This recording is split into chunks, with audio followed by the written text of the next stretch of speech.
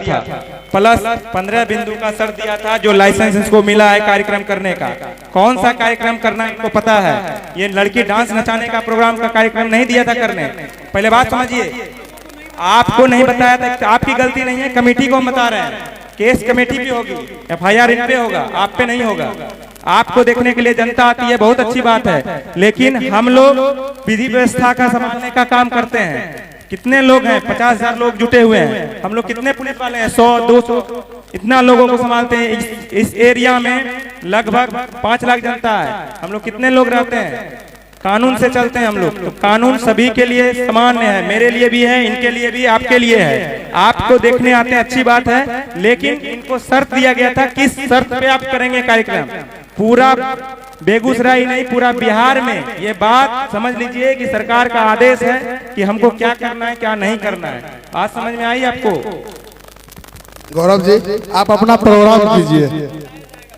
उषा जी और गौरव जी, आप अपना प्रोग्राम कीजिए। जब कमेटी वाले को बताया गया था कि मॉडल नहीं लाना है, सिर्फ कलाकार को लाइए, भक्ति भजन करवाइए, कलाकार लोग, तो मेरा गलती नहीं है सर, हम नहीं लाए हैं लड़की को। कमेटी वाली से आप लोग बात कीजिए। जी जरूर जरूर जरूर आइए। कितना चल रहा है वो भी हमको दिख गया है।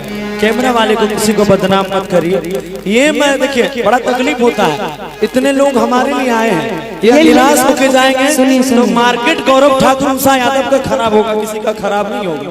गौरव हमको बड़ा एक मिनट गौरव जी, मेरा भी सुनिए। ये जितना कैमरा चल रहा है ना, लाइव कभी कैमरा से नहीं होता है, समझ गए ना? जितने भी कमेटी के आदमी हैं, कैमरा में कभी लाइव नहीं चलता, सिर्फ रिकॉर्ड आप कर सकते हैं।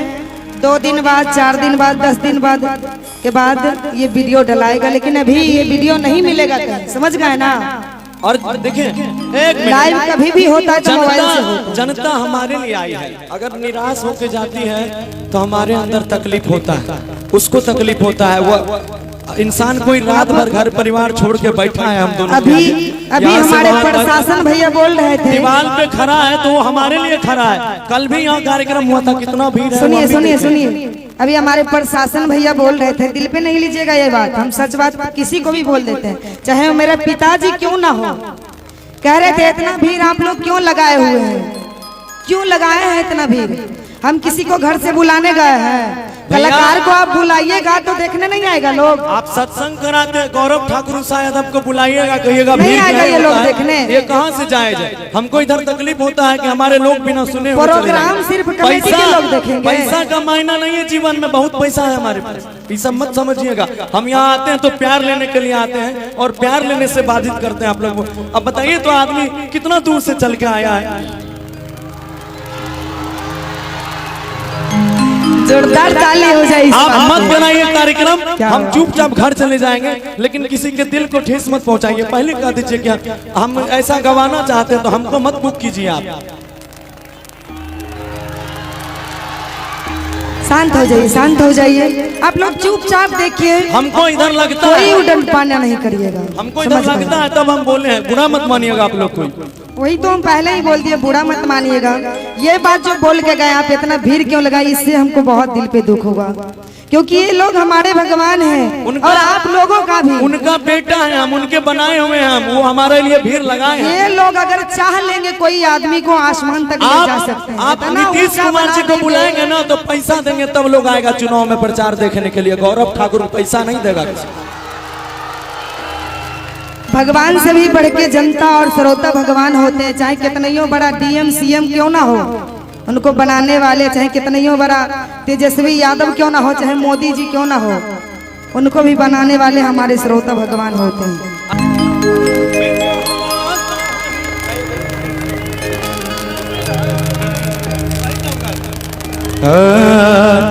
आरे की कहावा तोहरे नहीं लगे धोबिन, कहावा तोरे ससुररिया। एक सूर्य भगवान एक उपासक से कह रही है, जे सूर्य भगवान के व्रत करे छे। हाँ हाँ